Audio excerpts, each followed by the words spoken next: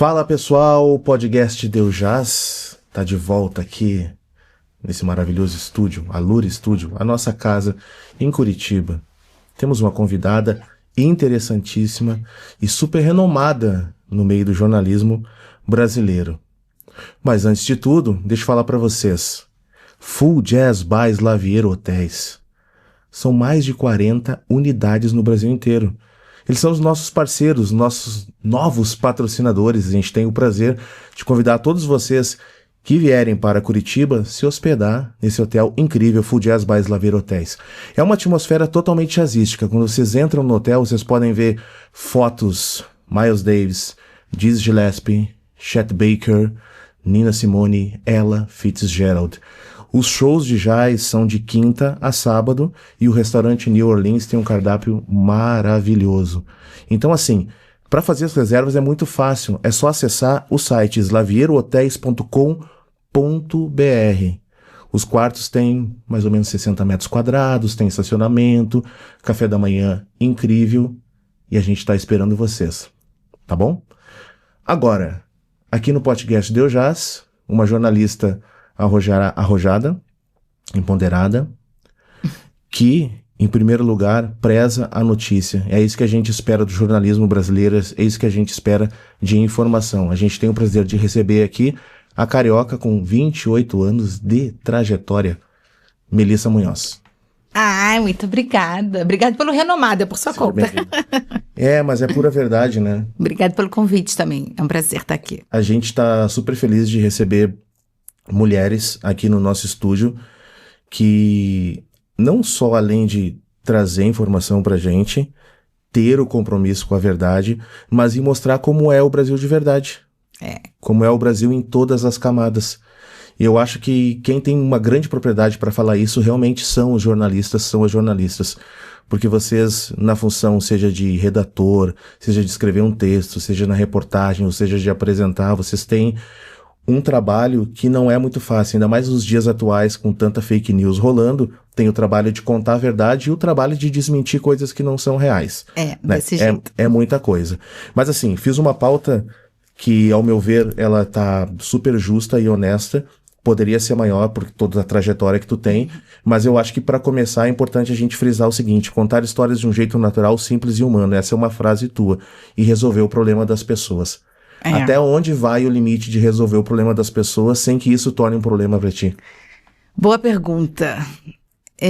O jornalismo, ele traz isso pra gente, né? Quando eu me formei, eu achava que eu ia mudar o mundo.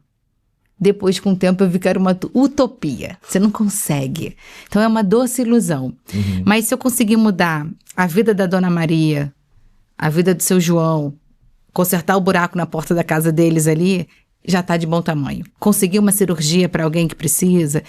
Eu consegui descobrir que o jornalismo tem isso, ele resolve. E a gente está ali para se colocar à disposição da sociedade, da população, do povão. E eu gosto de falar povão porque a gente é do povo, a gente faz a notícia para o povo, a gente faz a televisão para o povo. Eu falo televisão porque eu acabei voltando a minha profissão, a minha carreira toda para a TV. Uhum. Queria ter escrito para jornal, para revista, mas acabei desde cedinho, com 21 anos, indo para televisão e acabei me dedicando àquilo ali. Mas é muito gratificante a gente resolver questões para as pessoas. E é engraçado essa sua pergunta, né? Não vai trazer um problema para você? A gente acaba trazendo para o pessoal. Quando a gente faz uma matéria dramática, quando a gente cobre uma tragédia, não tem como a gente ficar isento daquilo ali, não tem como a gente fechar o olho. A gente é ser humano, a gente não tem um coração de pedra. A gente acaba vivenciando aquilo ali. A gente, às vezes, traz isso para dentro de casa. Aí é não conseguir dormir, é chorar do nada, é ter tensão, é se preocupar em resolver alguma questão que aquela pessoa, hoje em dia, com a rede social, com o Instagram, a pessoa vai até o teu Instagram e quer te pedir ajuda. E isso é curioso, porque hoje eu fiquei muito feliz, porque hoje eu consegui fazer uma criança sorrir. Ela ontem veio no meu Instagram, um menininho de 10 anos de idade, com a farda da PM, dizendo que é fã do secretário de Segurança do Paraná, do Coronel Hudson, e que o sonho dele é conhecer o coronel. Isso foi ontem. Ele me mandou um áudio que é uma gracinha, você fica até emocionado quando você escuta um áudiozinho da criança. Hoje, por acaso, eu estive com o coronel. Na hora que eu me deparei com ele, eu estava no meio de uma coletiva sobre uma operação grande que teve, e eu falei, coronel, dá um pulinho aqui, por favor, escuta só esse áudiozinho dessa criança aqui. O menininho Miguel tem 9 anos, só tem o sonho de te conhecer. Posso gravar um vídeo com o senhor? E eu mando para ele? Ah, não, pode sim, claro. Aí o coronel foi super solícito, deixou eu filmar ele. Falei, Miguel, olha só quem tá aqui comigo, não sei o quê. Coronel, dá um recadinho aí pro Miguel. Aí o coronel já tinha ouvido o áudio dele e falou assim, olha, vou levar você lá no batalhão para você conhecer a instituição da polícia, a Rony, a Polícia Civil, enfim. Vamos tomar um cafezinho juntos e você vai fazer uma foto comigo, você vai poder me conhecer. Na hora eu mandei esse vídeo pro garotinho. A resposta dele, ele me mandou um áudio chorando. Então isso é emocionante. Hoje você fez a diferença na vida de uma criança. Amanhã você pode fazer de um idoso. Então, assim, são coisas que não tem como a gente fechar os olhos e não prestar atenção. E não ouvir, e não ver. Sabe aquela coisa de olhos de ver e ouvidos de ouvir? É isso, é estar atento à necessidade do outro. Pode ser uma coisa boba, mas aquele garotinho ficou feliz. Ele chorou de emoção e me fez chorar de emoção. Então, isso é muito bacana, assim, sabe? Nossa, em mais de 20 anos tem milhares de histórias para contar. Desde conseguir arrecadar dinheiro para comprar uma bicicleta para uma criança, levar um ventilador para uma mulher que tinha um bebê e estava dormindo num muquifo, num cafofo quente. Então, são N assuntos que a gente conheceu, tudo isso fazendo matéria. O tempo todo fazendo matéria. Levar uma cesta básica para alguém, porque a gente está ali fazendo uma matéria X sobre um assunto e o problema vem de outra forma. Exato. Não só aquele ali na vivência daquele dia daquela matéria. Tem muitos problemas em volta daquele, Sim, né? O tempo todo. Aqui eu fiz uma matéria aqui em Curitiba com uma senhora, a dona Elaine, e ela queria fazer um apelo sobre... ela teve trombose, perdeu a perna com 34 anos, 3 filhos para criar. Era diarista, teve que parar de trabalhar e começou a fazer bolos em casa. Eu achei o máximo, achei super incrível. Ela tinha alegria, ela tinha disposição, ela tinha vontade, ela não estava se vitimizando, ela não estava deitada numa cama chorando. Ela falou, olha, aqui eu ando agora assim com uma perna só, fico na muleta ou na cadeira de rodas, mas faço o meu bolo. A gente foi mostrar essa luta dela e com um olhar de positivismo, de otimismo. E aí, quando eu terminei a matéria, ela falou assim, meu sonho era ter uma prótese. Isso foi em outubro. Eu não esqueci o que ela me pediu. E eu fiquei quebrando a minha cabeça. Como é que eu posso arrumar uma prótese para dona Elaine? Eu não tenho dinheiro para comprar prótese. Eu não conheço nenhum fabricante. Vamos ver quais são os caminhos. Fala com um, fala com o outro, até você chegar. Aí até que eu conheci o William da Bondade, que é um cara que já ganhou aí as redes sociais, está super famoso aqui em Curitiba, no Instagram. Uhum. E ele realmente tem a bondade no nome. Ele ajuda as pessoas no dia a dia. E um belo dia eu tive o privilégio de fazer uma matéria com ele. E na hora daquela luzinha assim, William, vai ser você. Você que vai me ajudar a resolver o problema da dona Elaine. Aí os meses se passaram, agora ela já conseguiu a prótese dela, foi a São Paulo, colocou. Então, assim, isso é muito gratificante, assim, sabe? De você, de pouquinho em pouquinho, de formiguinha em formiguinha, você conseguir realizar o sonho de alguém, resolver o problema de alguém, transformar a vida de alguém. E o jornalismo me dá isso. E isso eu sou muito feliz por isso, assim, sabe? É muito mais do que só levar informação para as pessoas. Porque a gente, no outro lado, a gente está assistindo vocês, a gente está querendo se informar. A gente está querendo saber o que está acontecendo na cidade, se a cidade não anda tão violenta, por que em determinado bairro estão tendo muitos assaltos, por que tem acidente naquele cruzamento, qual é o problema daquela sinaleira. A gente está se informando, mas eu acredito que muitas pessoas, a maioria, tem a percepção humana sobre o papel que vocês estão representando ali. Vocês estão indo nos lugares conversar com as pessoas, tentando, através da matéria, não só ter aquela burocracia de levar informação, mas de uma forma humana, né? Entender realmente o que as pessoas estão passando, né? Nem todo mundo tem esse olhar, não, assim, sabe? A gente já foi chamado de abutre, de urubu, que a gente gosta de presunto, que são quando acontece uma cena de tragédia, de violência, por exemplo, e alguém morre. Ou baleado, de acidente e tal. Tá. É muito difícil a gente estar naquele momento ali fazendo o nosso papel de jornalista. Uhum. Porque nem todo mundo entende que você só está ali para contar o que aconteceu. Você vai narrar uma história, você vai contar um fato, você vai reportar. Por isso a gente é repórter, por isso a gente faz reportagem. Você vai até o local para reportar e é melhor do que ninguém você estar ali em loco, no fato em si. A gente entende que a família da vítima está ali sofrendo. Só que o vizinho, o parente, nem todo mundo olha a gente como tá ali de repente para ajudar a solucionar o caso, porque a gente vai levar a informação e a polícia vai estar acompanhando e de repente colocando aquilo no ar, alguém viu, alguém testemunha, alguém pode vir com uma informação e vai dar para a polícia que vai ajudar a desvendar aquele crime, por exemplo. Tem gente que chama a gente realmente de abutre. Ah, carniceiros. Ah, estão aí, adoram uma tragédia. Vampiros, vão sugar o sangue da vítima. A gente foi chamado de tudo quanto é nome. Eu já fui expulsa de cemitério. Como aconteceu? Com um cara, na verdade foi um policial que deu um tiro acidental num parente. Isso tem muitos anos, isso foi no interior do Rio de Janeiro. E aí foi um crime, uma tragédia realmente dentro de uma família. Uhum. Aí eu me pergunto, será que foi acidente? Porque estavam encobrindo tanto, queriam esconder tanto, expulsaram a gente do enterro. O cara ameaçou, o cara levantou o casaco e mostrou a arma na cintura. Como que diz? Tá fazendo o quê? Sai daqui. Aqui você não fica. Pode sair, sai daqui. Aí eu querendo ficar insistindo, porque eu sempre fui dessa, né, de peitar, de não aceitar o não, Arrojada. até que o cara levantou e mostrou a arma na cintura. Eu falei, opa, então tá, tô saindo. Então já não vou criar caso, porque eu não sei com quem eu tô falando. Sim. Né? E aí eu fiquei com a pulga atrás da orelha. Por que fez isso? Se a imprensa ajuda a desvendar, a solucionar, por que ele tá expulsando? Por que ele não quer ali? O que ele tá temendo? O que ele tá escondendo? Tem aquela frase, né? Quem não deve, não teme. Enfim. É um crime que ficou, talvez, como um acidente, um tiro acidental. Aí a polícia arquiva, né? Não dá em nada, até porque o cara era policial civil mesmo. Sim. Quem investiga é a Polícia Civil, então deixa quieto, bota ali, tira aquele papelzinho daquele arquivo e bota lá para debaixo e acabou o caso encerrado.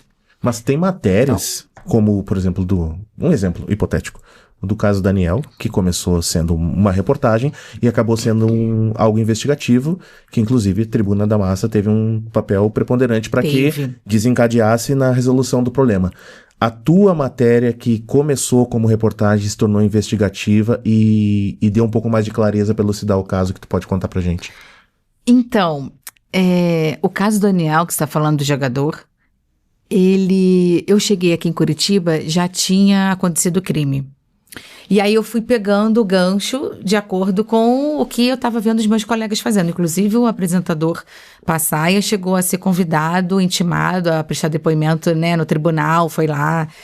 E é um caso que deu muita repercussão nacional, até onde o jornalismo vai, né? E a gente realmente se mete em tudo, a gente fala com todas as fontes, a gente fala com todos os lados, porque esse é o segredo do jornalismo, tem que ouvir realmente os dois lados. Quem matou, que é a família da vítima. Então, assim, os dois advogados, a polícia. E aí, muitas das vezes, a gente tem aquele insight. Eu brinco dizendo assim, eu tenho intuição. Se eu devo ir, se eu não devo ir, por exemplo, entrar numa favela com tiroteio. Até onde eu vou? A chefia deixa a seu critério. Deixa você decidir, para você também não colocar a sua vida em risco. Às vezes eu vou porque eu quero adrenalina, eu quero a matéria, e a gente sabe que a boa matéria é aquela que tem a imagem, quando tá numa operação é porque vai ter o tiro, e é isso que vai dar ibope, é isso que o telespectador quer ver. Só que, e aí, se eu escuto do nada uma intuiçãozinha no meu ouvido, assim, o meu anjinho da guarda soprando, não vai. Você faz o quê? Você quer ir pela matéria.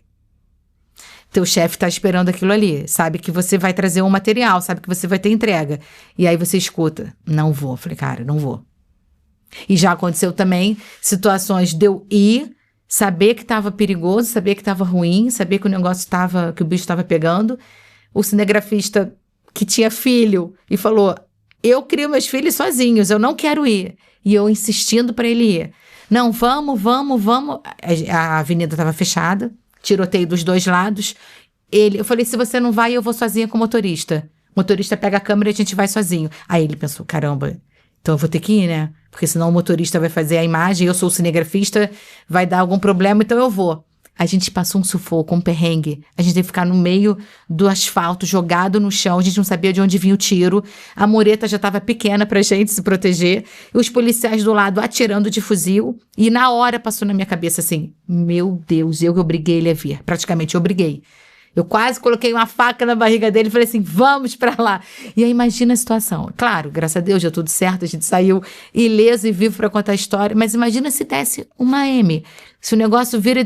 A culpa ia ter sido minha. A responsabilidade ia ter sido minha. Isso a gente vivenciou muito, sabe? Assim. E história de tiroteio tem muita pra contar. É muita coisa, né? Muita pra contar. E aí com 21 anos tu te forma e eu busquei algumas informações que teu primeiro trabalho foi em Cabo Frio. Já estava meio que certo na tua cabeça que ao sair da faculdade teria uma grande possibilidade de que tu não trabalhasse nos veículos de comunicação da tua cidade, que é o Rio de Janeiro, que tu, de repente tu tivesse que ir por alguma cidade do interior. Exatamente isso. Isso aí já estava, o teu eu já estava preparado. Claro que eu morando na capital, Rio de Janeiro, nascida e criada ali, Carioca da Gema, eu queria me formar e trabalhar ali. Tá. Mas eu fui percebendo que os meses iam passando após a minha formatura e eu não estava conseguindo emprego. Nem em jornal, nem em revista, nem em televisão, em nada. E eu tinha naquela época, fita VHS das experiências que eu tinha tido na faculdade, na TV da faculdade e tal. Tu queria rádio também? Gostava de rádio também, queria fazer rádio. Eu queria ser comunicadora, assim, sabe? Eu achava que para comunicar, você tem que falar, você tem que ter voz. Por isso que eu gostava do rádio e da TV. E aí, eu vi um filme muito curioso chamado Íntimo e Pessoal. Era um filme com o Robert Redford e a Michelle Pfeiffer. É um romance que se passa numa televisão. E eu amo o universo de televisão. Eu gostava desde os bastidores de novela, de filme. Eu amo esse ambiente. Eu gosto de saber até o que está por trás das câmeras, sabe? Não só o que está na frente. Sempre gostei disso. E aí eu vi aquele filme, fiquei encantada. Eu dizia que era o filme da minha vida. Tanto que eu vi 9 vezes. Sabia até quase os diálogos. Mas quando eu vi esse filme a primeira vez, eu chorei, me debulhei, né, com o final e tal. E como ele tem toda a temática de televisão, a jornalista que queria muito emprego, ela faz isso. Ela ela vai se mudando das cidades e vai até ela conseguir atingir o objetivo dela, de estar onde ela quer e tal. Na hora me deu uma luz. Me deu um insight. Me deu uma intuição. Melissa, por que você não sai do Rio de Janeiro? Você não está conseguindo nada aqui. Faz o inverso, vai para o interior. Porque quem está no interior não quer ficar no interior, quer vir para a capital. A capital está saturada, não tem vaga, o mercado já está cheio. Toda hora, cada 6 meses, despejando milhares de estudantes no mercado de trabalho. E eu falei, tá bom, eu vou para o interior. Então eu peguei meu carro, a estrada, fui sozinha para Cabo Frio, não conhecia ninguém lá. Não sabia o nome do diretor de lá, do jornalismo. Assisti o telejornal. Vi aquelas letrinhas subindo, que são os créditos no final do jornal. Perfeito. Aí vi o nome do cara. O nome do diretor é Lorival Werneck. Perfeito. Beleza, esperei da segunda-feira, liguei pra TV na segunda-feira. Oi, aqui é a Melissa, eu queria falar com o Lorival Werneck, eu queria entregar um material, meu currículo aí, minha fita. Posso ir aí? Vou transferir. Ele atendeu, pode vir aqui tal hora, tal dia. Beleza. Fui lá. Entreguei meu currículo, tadinha. Eu, sem muita experiência, né? Era só universidade. Entreguei meu currículo, entreguei minha fita, ele assistiu e tal. O tempo passou, voltei pro Rio. E aí, 2 meses depois, ele me chamou. Era até um feriado, 7 de setembro, que ele me liga e fala assim, vai passar o feriado aonde? Vai viajar? Tem programa? Tem viagem planejada? Eu falei, não, tô no Rio, vou ficar aqui. Aí ele, então, você tem como vir aqui para fazer 30 dias? 30 dias de férias? Vai cobrir férias de 30 dias? Tem sim. Na reportagem, eu, tá bom. Aí esse cara, que eu nunca tinha visto na vida, que só recebeu o meu currículo, me deu essa primeira oportunidade. Globo Cabo Frio. Globo, afiliada da Globo em Cabo Frio. Sucursal. Isso, sucursal afiliada. Perfeito. E era o que eu queria, que era televisão, era vídeo, era reportagem. Ali eu dei meus primeiros passos, né? Ali eu fui aprendendo, os cinegras vão te ajudando, a equipe também. Deixa eu só entender uma coisa. Em Porto Alegre, depois de Porto Alegre, a principal é Caxias e Santa Maria. Depois do Rio, Cabo Frio já é a primeira. Frio, Resende. Cabo Frio, Resende, são os pontos que tu poderia te encaixar. São as afiliadas de grande nomes, inclusive até o dono é o Arnaldo César Coelho, que eu também trabalhei lá. O Arnaldo César Coelho? Ele e o Ronaldo César Coelho, eles são donos de uma afiliada da Globo já há muitos anos, já uns 30 anos. Não é só apitar, né? Não é só apitar, não é só ser juiz, nem ser comentarista. Significa que, então, por vezes, tu entrava lá no Jornal do Meio-Dia. Isso. No Bom Dia. Porque quando você é igual, Rio, aqui, não sei. igual aqui em Curitiba, é uma afiliada daqui, a RPC é afiliada. Mas ela faz matéria e alimenta a rede. Perfeito. Então tem matéria que sai daqui, vai pro Jornal Nacional, pro Jornal Hoje, pro Bom Dia Brasil e por aí vai, né? E foi uma experiência E ótima. aí, chegou lá, 30 dias, mora onde? 30 dias, Qual aí que é eles o foram renovando. Salário? Era um salário bom? bem baixinho, mas eu tava muito feliz. Aluga Na época, apartamento, como é que é? eu fiquei na casa de um parente. Ih, Porque que a TV não ia dar hotel. Uhum. E por isso que eu falo assim, a gente tem que ir na cara e na coragem. Você tem que ir, tem que pagar pra ver, sabe? Você tem que arriscar. Tem que ser dessa forma. Quem quer chegar e quem quer ingressar no mercado de trabalho tem que ser assim. Se não fizer assim, você não chega a lugar nenhum. E eu tenho muito orgulho disso. Você vai entender por quê. Eu nunca tive um jornalista na família, eu fui a primeira jornalista. Então eu não tinha ninguém para me ajudar. É diferente quando você é médico, filho de médico, neto de médico, e o mercado vai se abrindo, as portas vão se abrindo.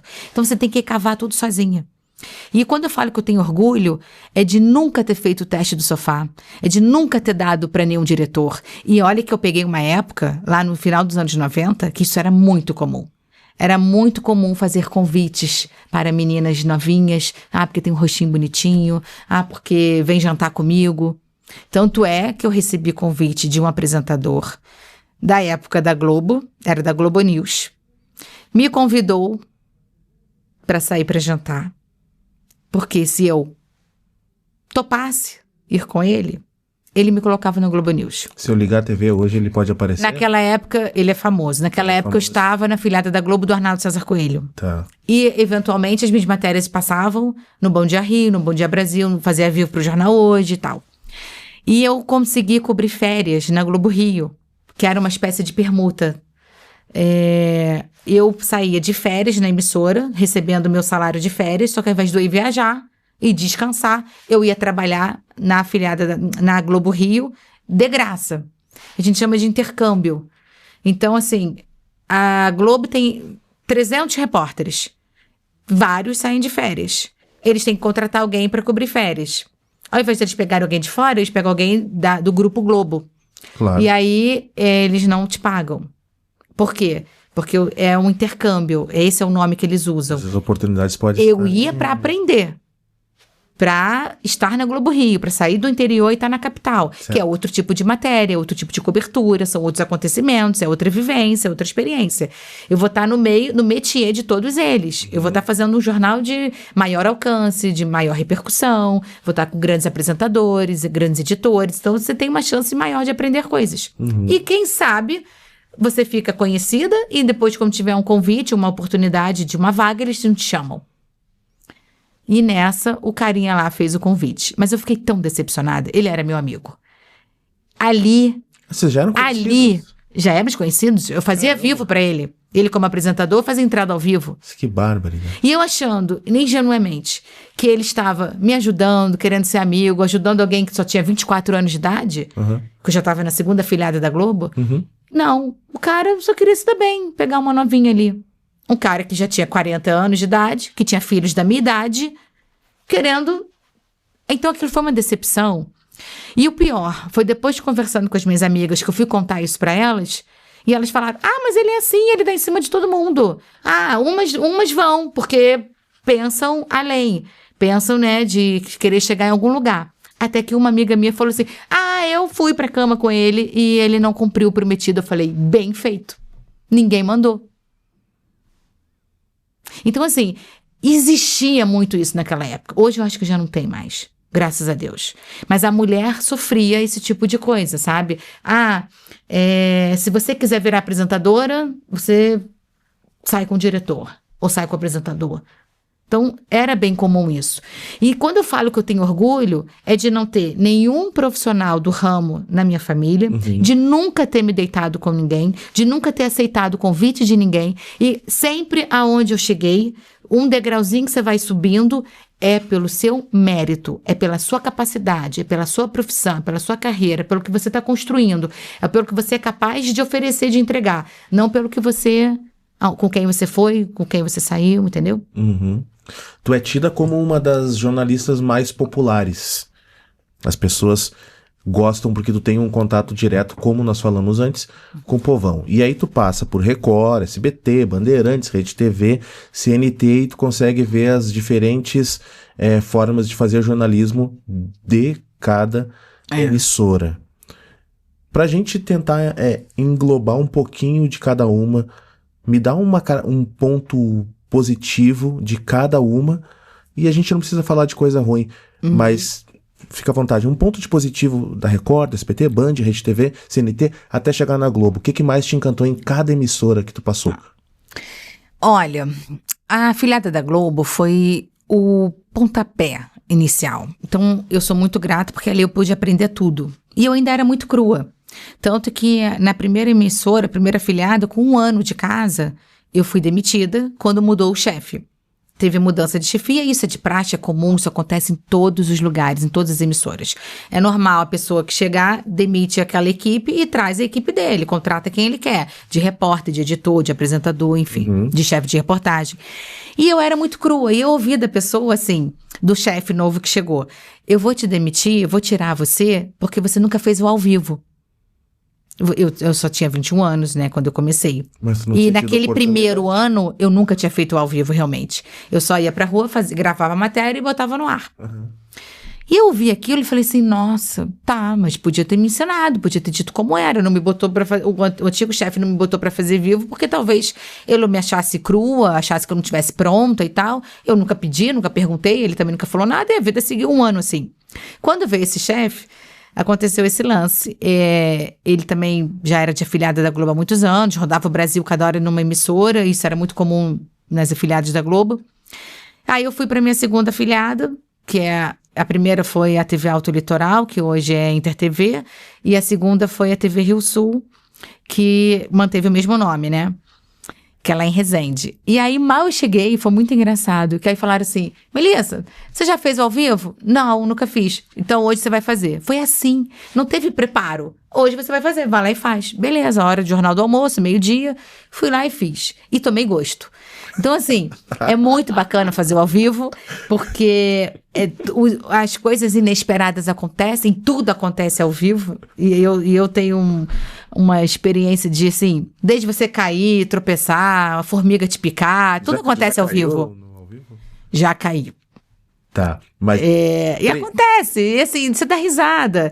Hoje em dia é feito os recortes e vão pra rede social. Antigamente não, na minha época não existia isso. Sim. Então assim, quem viu, quem não viu, né, PT saudações. Não tinha nem YouTube. É uma média de 3-4 minutos que tu fica no ar, né? Não, já fiz vivo de 20 minutos. 20 minutos. Desses casos policialescos famosinhos, que dá grande repercussão, que o Ibope vai subindo, o editor-chefe canta no seu ponto. Vai falando, vai comentando, vai aí, vai esticando. Tá, e ele deixa você à vontade. Tem uma pergunta guardada sobre isso para depois. Tá, mas e aí? Deixa eu responder então a pergunta das emissoras. Record. Fui pra Record. A Record foi o ponto positivo, é que ali eu comecei a fazer o policial. Eu nunca tinha feito, eu estava vindo de 2 afiliadas da Globo. A Globo, a gente sabe que é aquele estilo mais quadradinho, mais redondinho. As matérias policiais são bem curtinhas, não fica instigando e esticando o assunto, não fica se aprofundando, não fica comentando, né? Não tem aquele trabalho. A investigação tem no Fantástico, né? Mas não no dia a dia ali. Uhum. E aí, na Record, eu fiz o meu primeiro policial, primeira reportagem policial. E fiz o primeiro chamado plano sequência, que é aquele que o repórter segura o microfone e vai andando e vai falando, porque aqui tá o carro batido, olha, a gente vê marca de tiro ali, porque antes da batida teve tiroteio, a pessoa foi baleada e caiu bem aqui, então você vai andando e vai mostrando a cena da situação. Vai relatando tudo na imagem e na fala. E isso a gente chama de plano sequência, porque você vai dando continuidade a uma história. Ou seja, você não pega e escreve seu texto. Não tem um chamado off, que a gente anotava tudo e depois gravava, né? Você vai falando, é como se fosse um ao vivo gravado. E eu aprendi a fazer isso na Record. E eu devo muito isso à Record. O Wagner Montes foi meu professor. O Wagner Montes. Foi a loura sinistra dele, que ele me apelidou. Primeiro ele me chamou de Melissa Carabina. Depois eu fui saber que tinha uma bandida no Rio de Janeiro chamada Lili Carabina. Lógico. E aí eu fui falar assim, Wagner, você tá tá fazendo uma analogia comigo, repórter policial com uma bandida, Melissa Carabina. Isso falei numa reunião pra ele nem gostou muito de eu ter chamado a atenção, porque ele adorava dar apelidos, né, pros repórteres e tal. E eu falei, muda esse nome aí, muda esse apelido, que isso aí não tá legal, não. Aí ele, do nada, no ar, ao vivo, ele me solta um Loura Sinistra. E ficou.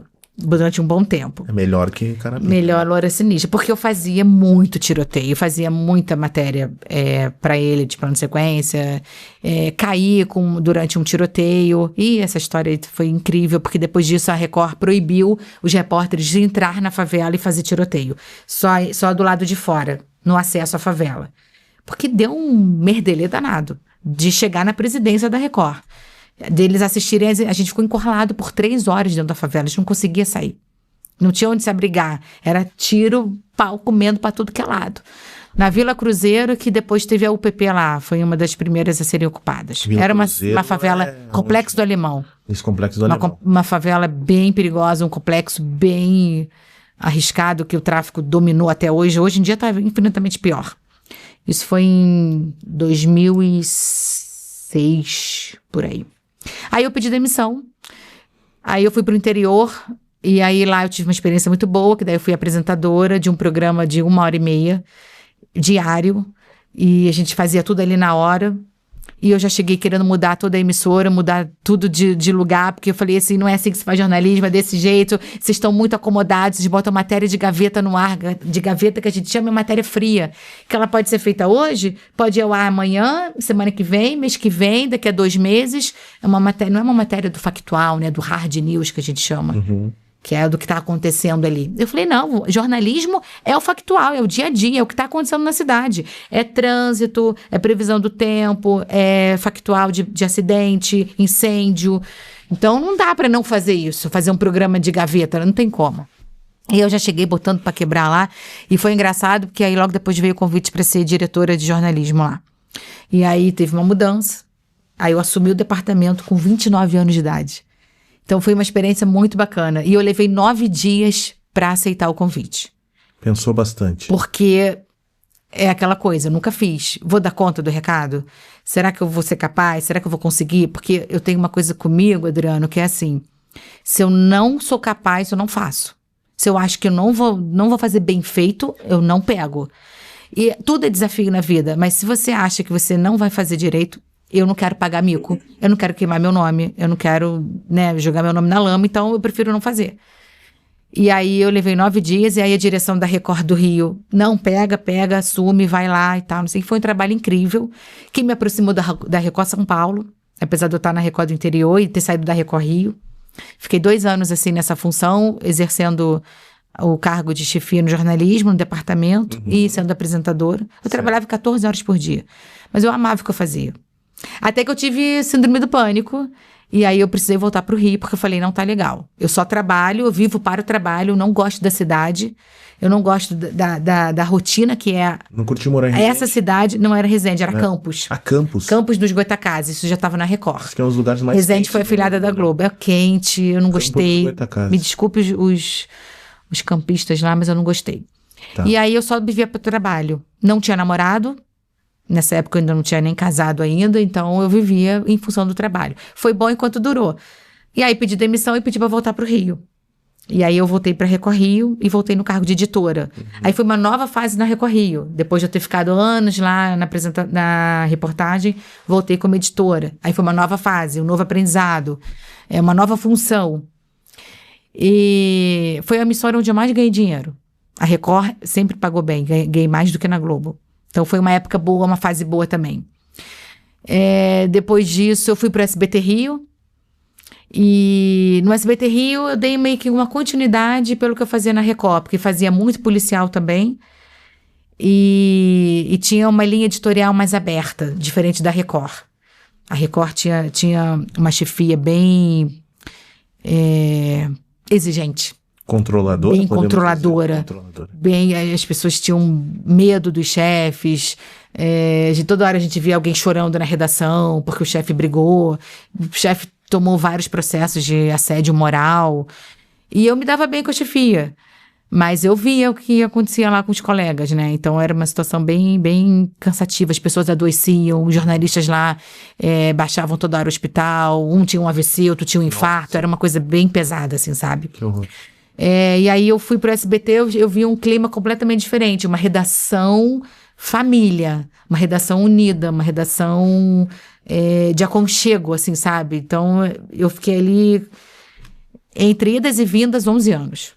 Foi uma época muito boa, porque aí eu fui pra Band, voltei pro SBT, depois fui pra Band de novo, voltei pro SBT. Tempo, né? Fui pra Rede TV, voltei pro SBT, era uma casa muito boa.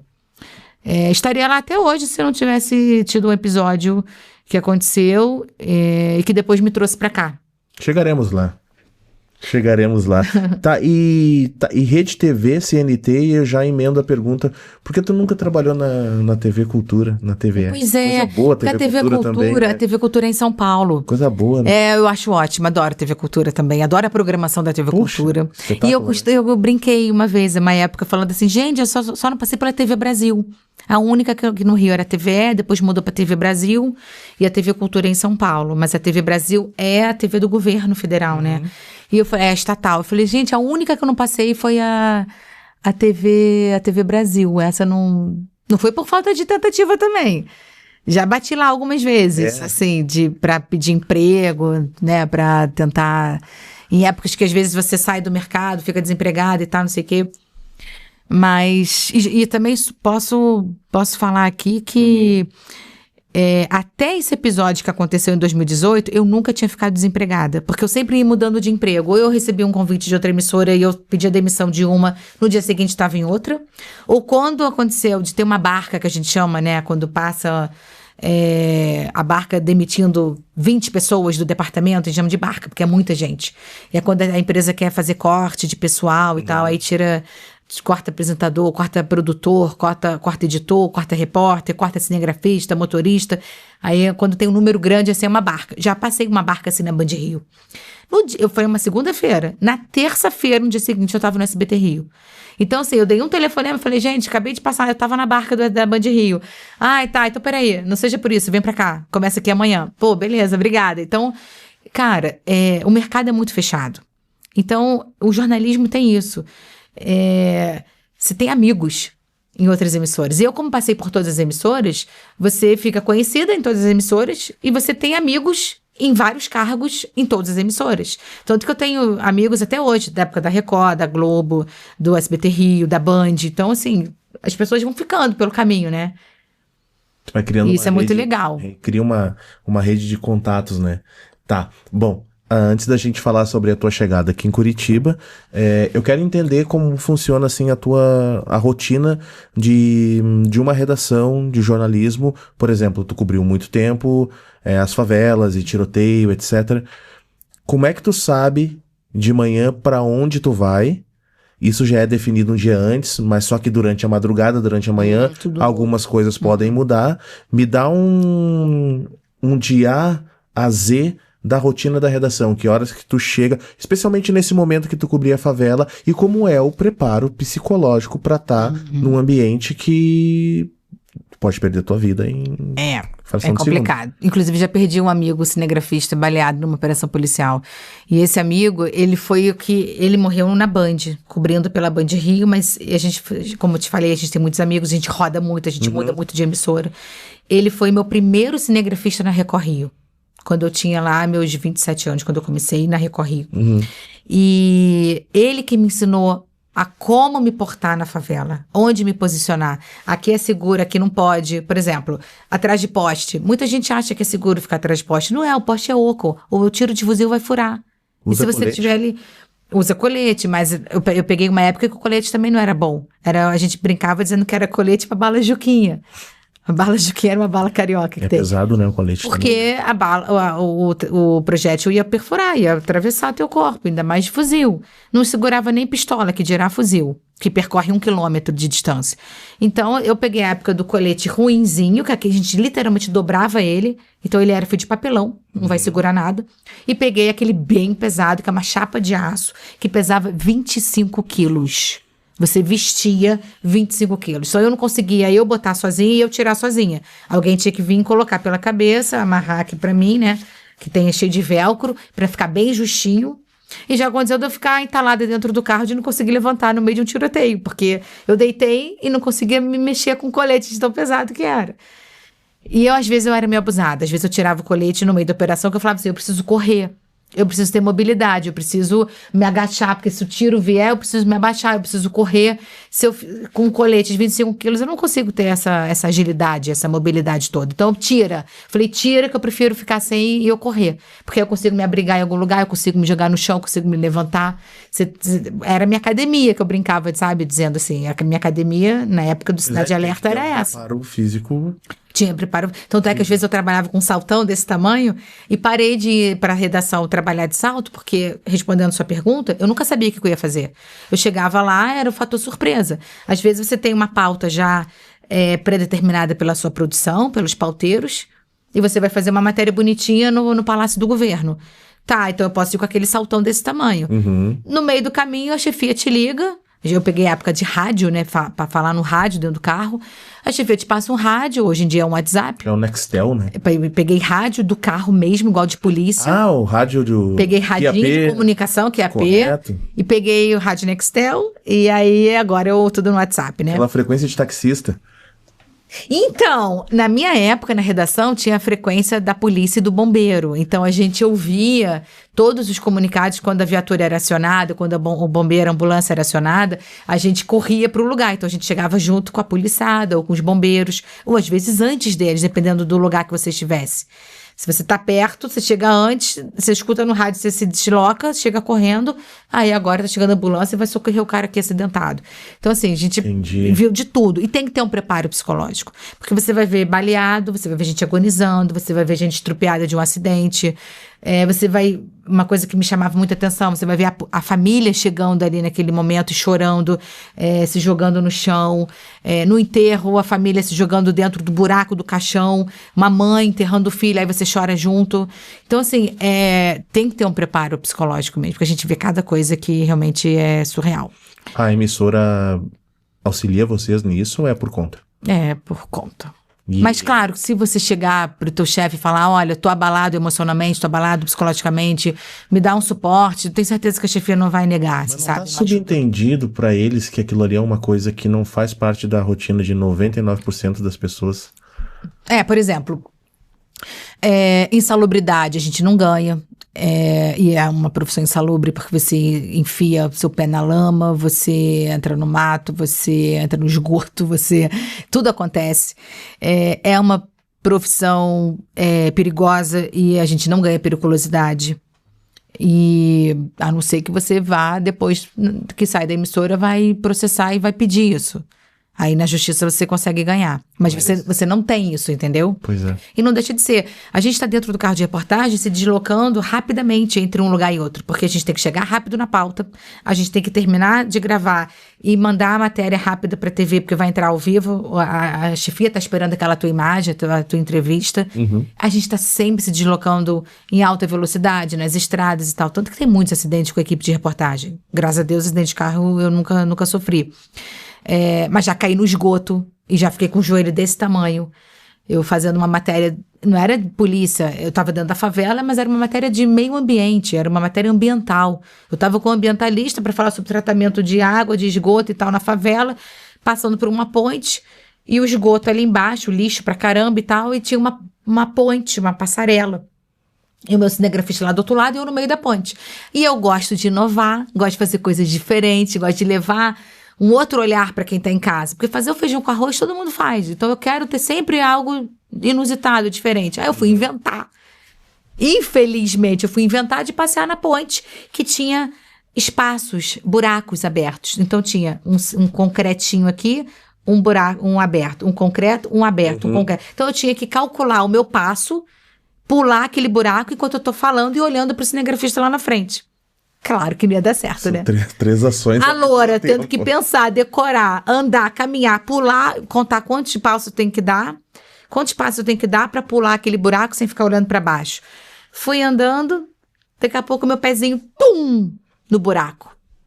Mas assim, foi Deus que me ajudou. Porque se eu caio, se as duas pernas passam pelo buraco, o corpo inteiro ia passar pelo buraco. para aquele quadrado ali aberto no chão, eu ia mergulhar simplesmente no esgoto. Eu ia morrer literalmente na merda.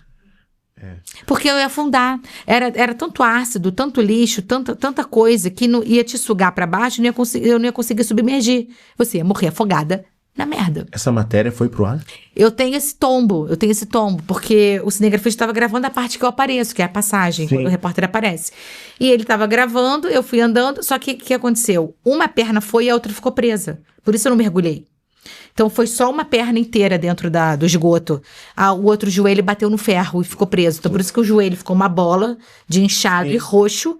E foi graças a isso que eu não mergulhei, que eu não fui... Sim. Que uma perna ficou presa, né? uma perna ficou assim e a outra ficou assim. Tu entregou o texto. E eu falei, cara, acabou a matéria aqui, né? Acabou a matéria, não consegui terminar minha matéria. O ambientalista lá do outro lado rindo pra caramba da minha desgraça, porque foi tragicômico. Tem aquela frase que tu falou numa matéria que o jornalismo é ingrato, mas apaixonante. É isso, gente. Tudo acontece, mas você tá ali para dar o seu melhor. Você tá ali para contar uma história, para contar um fato em si. As coisas acontecem, né, no meio do caminho. É por isso que eu gosto também de ser jornalista, de ser repórter, porque é tudo muito imprevisível. Você não tem rotina. Você me perguntou, como que é a sua rotina? A minha rotina é não ter rotina. E eu adoro isso, porque eu nunca sei o que eu vou fazer. Quando eu estava no Rio, um dia eu estava na favela, com um povão. No outro dia eu estava na casa de um milionário. No outro dia eu estava na casa de um artista, de um cantor, de um ator. Então, assim, é muito bacana. Você tem acesso a coisas que ninguém tem. Você entra em fábricas, em empresas, em lugares que ninguém vai. Pois é. Embaixo da ponte de Niterói, em cima do Cristo Redentor, vai na fábrica da Heineken, você vai ver como que é o processo de fabricação. Enfim, você tem a oportunidade de ver coisas que o cidadão comum, o trabalhador comum, que eu digo, não tem. Então isso é muito legal. E eu nunca sei o que eu vou fazer. Às vezes eu não sei se eu vou de tênis, se eu vou de salto alto, se eu vou de saia ou se eu vou de calça, porque eu nunca sei o que eu vou fazer. Nossa, esse teu último relato aqui já abriu a possibilidade de fazer milhões de perguntas. Como é que nós estamos de tempo aí, meu amor? 46. Já? Meu Deus. A gente tem que fazer mais uma hora depois, eu tenho muita história pra contar. Que isso! Vamos falar sobre a tua chegada a Curitiba, mas antes preciso matar uma curiosidade. A polícia e a equipe de jornalismo são coisas separadas? Tem um hiato entre vocês? Ou eles protegem vocês em algum momento? E como que as pessoas que moram na favela, daquele tiroteio que está acontecendo, enxergam vocês? Vocês em algum momento podem pedir alguma ajuda para eles, algum socorro? Cara, que pergunta Precisava legal. saber disso. Muito legal essa pergunta, porque eu sempre me senti muito acolhida nas comunidades. Principalmente pelo SBT, que é uma emissora que eu fiquei a maior parte do tempo, assim, lá no Rio e agora aqui em Curitiba. Uhum. Eu sempre brinquei dizendo que o SBT, ele era partidário, ele não tinha nenhum lado político, então ele era bem recebido por todo mundo, isso também pelo Silvio Santos, que era muito querido. Então, mesmo debaixo de tiro, mesmo a comunidade tendo a parcela da bandidagem, também tem a parcela de gente do bem, que é trabalhador, eles recebiam a gente muito bem. Então, se eu precisasse de uma fuga, de um refúgio, eu tenho certeza que o morador da comunidade ia abrir as portas. Uhum. E a gente sempre foi muito bem recebido. A gente nunca foi xingado, nunca foi expulso, assim, de comunidade, diferente de colegas de outra emissora que já foram xingados e saem de situações que eles não são bem-vindos. A gente não, isso é muito bacana, e as pessoas te oferecem bolo, cafezinho, sabe, isso é muito legal. E a poliçada sempre ficou do nosso lado, sempre apoiou. Eles gostam de que a gente mostre o trabalho deles, a maioria gosta. E é uma via de mão dupla. Eu mostro o trabalho deles, bem feito, que está sendo feito corretamente, e eles me dão a matéria. Se eles permitirem que eu acompanhe eles numa operação, eu tenho o meu material, eu vou ter a minha reportagem, e em contrapartida eu estou mostrando o que eles estão trabalhando. Então, assim, e durante muito tempo eu era quase que uma policial. Porque eu agia como eles, eu respirava como eles, eu vivia a rotina deles, o meu telefone ficava ligado 24 horas, eu não dormia de madrugada, que meu telefone tocava a madrugada inteira, porque eles tinham acesso ao meu telefone. E um policial ia passando para outro policial. Isso no Rio de Janeiro. Então, às vezes, ele ligava. Oi, aqui é o fulano de tal, o colega do batalhão tal me deu o seu telefone, porque a gente fez uma apreensão aqui agora. Tem como você cobrir aqui? Eu falei, olha só, eu tô em casa dormindo, mas eu tenho como dar um telefonema e pegar a equipe da madrugada que tá lá de plantão e eu peço pra equipe lá me dar a localização e tal. Então, durante muito tempo eu fiz isso. A gente respirava, né, 100% matéria policial. E por que era legal isso? Porque a gente ia criando fontes, e à medida que você cria a fonte, você cria confiança, fidelidade, com aquele laço de confiança com aquele policial, e por isso você tem que fazer também o que eles pedem. Ó, não filma isso aqui, tá? Não, beleza, não vou filmar. Você tem que dar a sua palavra. Não adianta você ir de contra. Aí, quando você conquista essa confiança, eles te ligam, eles te chamam, eles levam você lá dentro. E eu também tenho que confiar neles, que eles não vão me botar em furada. Que eles não vão me jogar num beco e me largar sozinha e eu ficar presa, encurralada, sem saber pra onde ir, sabe? E numa dessa pode dar uma grande M. Então, é muito legal. E aqui no Paraná, eu tive mais resistência, mais dificuldade. No Rio de Janeiro era de um jeito. Eu já estava acostumada, eu já era conhecida por eles por causa dos anos de Cidade Alerta, na Record e tal. Muitos anos no mesmo lugar fazendo isso. Uhum. Aqui no Paraná, não. Aqui é um trabalhinho de pouquinho em pouquinho, de formiguinha em formiguinha. Eu ainda estou conquistando a confiança deles. Aí agora a gente já troca telefone, eu dou o meu, eles dão o deles, aí eles podem mandar uma foto. Ó, fiz essa apreensão aqui, consegue botar no ar? Quando eu consigo, eles, pô, legal, bacana, obrigado. Vou mandar mais. Porque eles sabem que funciona, que dá certo. Sim. Então, é um trabalho realmente de dupla, assim, sabe? A gente tem que andar junto ali. Isso é muito legal. Bom, muito obrigado pela resposta, que era uma grande curiosidade. Bom, gente, Full Jazz by Slaviero Hotéis aqui em Curitiba é o principal, é o melhor hotel com a temática totalmente jazzista. Você que gosta de jazz, gosta de música brasileira, também voltado ao jazz. Miles Davis, Ella Fitzgerald, Dizzy Gillespie, Chet Baker. Quando tu entra no hotel, tu tem toda essa atmosfera. Tem um restaurante em New Orleans e lá dentro tem shows de quinta a sábado, com músicos brasileiros tocando jazz e tocando o melhor desse ritmo fascinante que domina o mundo. Fica na Silveira Peixoto 1297, no Batel, pertinho do Castelinho, aqui em Curitiba, como eu já falei. slavierohotéis.com.br é o site onde vocês podem fazer todas as reservas. Eles são os nossos parceiros, nossos patrocinadores queridos. Obrigado, Suzy Almeida e toda a equipe do Slaviero Full Jazz Hotéis. Bueno, então, chega um momento que tu para em Curitiba. Mas, para chegar em Curitiba, o que acontece antes? Como estava a tua vida rolando jornalisticamente, em termos de trabalho? E como é que tu para aqui, nessa cidade fria de temperatura, mas quente de calor humano. De calor humano, né? Então, foi uma mudança drástica na minha vida. Eu saí do SBT Rio.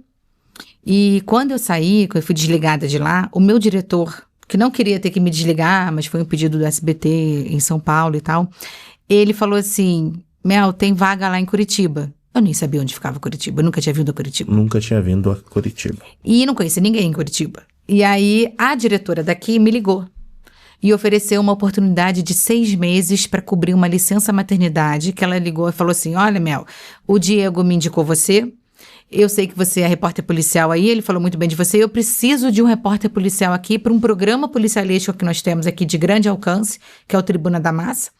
Eu tenho uma repórter saindo de licença maternidade, eu preciso que você fique 6 meses. Eu falei, cara, que legal, porque é uma maneira que eu tenho de estar no mercado de trabalho, né? E eu nunca tive medo de sair do lugarzinho, de ser preguiçosa e, né, tem que ir, pagar pra ver. Alguma coisa te prendia ao Rio naquela época? Então, prendia. Eu era casada, eu tinha 6 cachorros e uma enteada. E comentei com meu marido, na época do convite, e ele não foi a favor. Foi contra, e eu tive que fazer uma escolha entre a profissão e o casamento. Entre a vida profissional e a vida pessoal. Como ele não foi a favor, eu pensei, se eu for, o casamento vai acabar. Agradeci o convite, disse que fica para uma próxima, não vou, ainda falei, não vou por causa do casamento e tal, beleza. Segui minha vida. No ano seguinte, o casamento acabou. E aí, na hora, eu lembrei, Curitiba. Falei, eu não fui por causa do casamento, agora não tem mais casamento, eu me separei, me divorciei, tava decidido o que eu tava fazendo na minha vida. Falei, por que não? Liguei pra tal da chefe, né? Pra Patrícia Cavalari. Falei, Paty, lembra que no ano passado eu disse pra você que eu não podia vir por causa do casamento? Então, não tem mais casamento, kkkk. Ela riu e falou, então venha, guria, então venha. Aí vim primeiro em 2020 pra fazer 2 meses de freela. Na verdade, vim pra fazer 30 dias. Ela esticou por mais 30. Pode ficar mais 30? Falei, posso. Então, eu fiquei 2 meses. Aí, voltei pro Rio. Acabou aqueles 2 meses, voltei pro Rio. Ela me liga de novo. Eu lá no Rio, ela me liga. Olha, tenho vaga lá na Rede Massa em Ponta Grossa. Você quer? Topa? É freela também. Topo, vambora. Fui pra Ponta Grossa também como repórter pra fazer freela. Tu morou em Ponta Grossa? Ponta Grossa. Fiquei 2 meses e meio num hotel. O hotel que a TV deu. Aí, veio a pandemia. Porque eu cheguei em março em Ponta Grossa, fiquei janeiro, fevereiro em Curitiba. Março, no mesmo mês de março que eu fui pro Rio, eu voltei pra Ponta Grossa. E aí estourou a pandemia, abril e tal. E aí, em maio, o diretor falou assim, olha, eu ia te contratar, tinha uma vaga pra você aqui. Mas a gente, com essa pandemia, os anunciantes estão saindo, não vão anunciar. A cidade está fechada, não tem o que fazer. Eu vou demitir pessoas e não vou abrir mais a tua vaga. A vaga que você ia ser contratada, eu não vou mais. Preciso que você volte pro Rio. Eu falei, ainda falei assim, não me manda de volta pro Rio não que eu vou pegar Covid. Ainda peguei Covid na viagem. Mas foi tranquilo, foi de boa. Isso tudo de carro, né? De ônibus, Ponta Grossa, Curitiba, e depois avião pro Rio. Tá. Aí, claro que peguei o Covid. Mas aí, tranquilo. Isso foi bom pra eu ver que eu amava o jornalismo, que eu não podia ficar fora, que eu tinha que continuar fazendo jornalismo, que aquele bichinho é uma cachaça que tá na nossa veia e que não adianta você ficar fora, você ficar longe. E aí, eu tinha aberto um salão de beleza no Rio, quando eu saí do SBT Rio. Fiz esse hiato pra vir pra Ponta Grossa, né, e Curitiba. Amei o Paraná. Foi paixão à primeira vista. Quando eu voltei pro Rio, eu disse assim, olha, se eu tivesse que sair do Rio, daqui, da minha cidade, onde eu tenho meus familiares, meus amigos, e ir trabalhar em outro lugar, seria Curitiba. Aí joguei isso pro universo. E aí eu distribuí currículo pra vários lugares. Eu tenho amigos no Brasil todo. Na Globo, na Record, na Band, no SBT. Eu saí mandando currículo para esses amigos. Eu mandei para o Mato Grosso, para Campinas, para São Paulo, para Porto Alegre. Que legal. Forcoalém, você deve conhecer o Forcoalém lá dentro. Lógico. Mandei para Goiânia e Brasília. Ninguém me chamou. Ninguém. Depois, quem me chama? Do nada, Curitiba. Curitiba. Aí eu falei, era Curitiba. Eu joguei para o universo, eu disse que eu queria ir para Curitiba e Curitiba me chamou. Aí isso foi em 2021. Já saindo da pandemia e voltei. Vim pra ficar só 30 dias. A mesma convite da Patrícia. Vim pra ficar 30 dias. E aí eu falei, dessa vez eu não vou de avião não, dessa vez eu vou de carro. Porque eu vou levar meus doguinhos. Eu tinha 2 cachorros, uma vira-lata que eu resgatei fazendo matéria e um shih tzu que eu já tinha há muitos anos. Vim parar aqui em Curitiba, fiquei num Airbnb com 5 malas e 2 cachorros. E aí a chefia vai e fala, no meio desses 30 dias, fala assim, você pode ficar mais 30? Eu falei, posso, mas deixa eu ver se eu consigo esticar um Airbnb, senão eu vou ficar no meio da rua, né? Não tem pra onde ir, não tem parente aqui, vou ficar onde? Aí deu tudo certo com o Airbnb, esticou mais um mês. E aí, no final de 2 meses, que eu achei que eu ia voltar pro Rio, falaram assim, Mel, olha só, a gente vai fazer um contratinho maior com você de 6 meses, pode ser? Tá, pode ser. RPA? Tá, pode ser, beleza. Eu falei, só preciso ir ao Rio, então, pegar mais roupa. Porque eu só trouxe roupa do inverno. Eu preciso ir ao Rio, pegar mais roupa, que não é pra ficar 30 dias, é pra ficar 6 meses. Sim. Não, beleza. Fui ao Rio, peguei roupa, voltei. Eu, os cachorros e o carro. Quando eu voltei, comecei a fazer esse períodozinho e logo fui contratada, assinada a carteira, né, efetivada como CLT. Aí eu, ai, que bênção, presente, assim. Eu amei Curitiba, eu amo essa cidade, eu amo essa terra, amo esse povo. Curitibano me recebeu muito bem, me acolheu, me abraçou. E 4 anos, né? 4 anos fez agora, desse dia que eu vim só pra fazer 30 dias. Acabou de fazer 4 anos. E eu já soltei um lazarento no ar, e aí o pessoal já, ih, caramba, ninguém fala isso. Tipo, carioca porreta, né? E aí ficou esse apelido, o Lucas Rocha me deu esse apelido, porque eu falava as coisas que eu pensava, que vinha na cabeça. Falava assim, olha só, eu vou falar aqui, não sei o que, eu dava a minha opinião. E todo mundo, caramba, ela tá falando desse jeito, tá falando assim. Tipo, eles dão liberdade, eles permitem Claro, até a página 5, né? Mas isso é muito bacana, de deixarem você opinar. E esse é o bacana desse tipo de programa que a gente faz. Você é formador de opinião. Isso. Quem está do outro lado da tela te assistindo vai analisar aquilo que você está falando, vai pensar, tira aí suas conclusões em casa, mas essa é a minha opinião. Né? A gente não quer fazer uma lavagem cerebral também não, né? Cada um pensa do seu jeito. Mas isso é bem, bem bacaninha. Se fosse hoje que tu tivesse nesse espaço sem estar na televisão, tu avaliaria a possibilidade de fazer o teu canal próprio? Nunca quis. Nunca quis. Não, me falaram isso. Isso é uma tendência. Hoje, cada vez mais, né? No YouTube. Por que tu não faria? Falavam isso porque lá no Rio eu já tinha um estilo já de... Eu ia muito pra rede social opinar, e eu falava de assuntos polêmicos, que muita gente ficava em cima do muro. Eu ia lá e falava o que eu achava mesmo, na época da manifestação, que isso aconteceu no Brasil todo, lembra da passagem de 20 centavos dos ônibus e tal? Sim. Que teve bomba, carro incendiado do SBT. Foi 13, né? Foi 2013, exatamente. A gente passou um perrengue aí. Foi a primeira vez que eu vi, eu como jornalista, como repórter, sendo atacada no meio da rua. Pela população, pelos populares, que eram os black blocs e tal na época. E foi na época que surgiu o Mídia Ninja. E eu falava assim, gente, mas a gente tá aqui contando a história, a gente tá aqui mostrando o que tá acontecendo. A outra emissora pode omitir, ou pode deturpar, ou pode soltar um fake news, mas a gente tá aqui mostrando o que realmente é. E vocês estão atacando a gente? Me chamavam de tudo quanto é nome, jogavam ovo em cima da gente, jogavam água. Uma vez eu lembro que eu tava com uma blusa branca, despejaram um balde de água gelada e eu fiquei toda molhada na hora que eu ia gravar a passagem, que é a parte que eu apareço. Eu falei, acabou, não vou gravar a parte que eu apareço. A matéria eu vou fechar sem a minha assinatura, sem minha cara, porque não tem a menor condição. E eu fiquei muito indignada. Então eu ia pra rede social, esbravejava, reclamava e tal, não sei o quê. Hoje em dia passou, graças a Deus, não tem mais isso, né? Mas foi uma época que a gente foi meio tolhido, assim, sabe? Houve uma rebeldia que eu não sei de onde veio isso, contra a imprensa. E nunca foi assim. Mas passou, graças a Deus. Foi só uma fase. Pois é.